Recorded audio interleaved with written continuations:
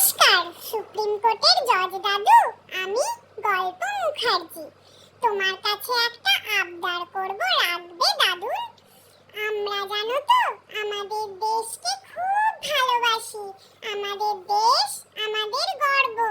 দাদু, রাস্তাঘাটে আমাদের যত দাদা দিদি ভাই বোন সকলে আছে, ওরা একটু হাওয়া বাতাস খেয়ে ঘুরে বেড়ায়। ওরা তো নিজেদের খাবার নিজেরাই জোগাড় করে নেয় বলো, কিন্তু তাও এই মানুষ জাতি কত অত্যাচার করে ওদের। সেই বেলায় তো ওরা কখনো কিছু প্রতিবাদ করে না। ওদের একটু এই পৃথিবীর ফল ফুল জল হাওয়া ভোগ করতে দাও না দাদু। আমি জানি তোমার মন খুব নরম জজ দাদু, তুমি খুব ভালো, তুমি খুব ভালো মনের মানুষ। আমি জানি তুমি তোমার এই ছোট্ট গল্প শোনার কথা কিছুতেই ফেলতে পারবে না। ওই কঠিন রায়টা তুলে নাও না জজ দাদু। আমার কথা তুমি শুনবে তো?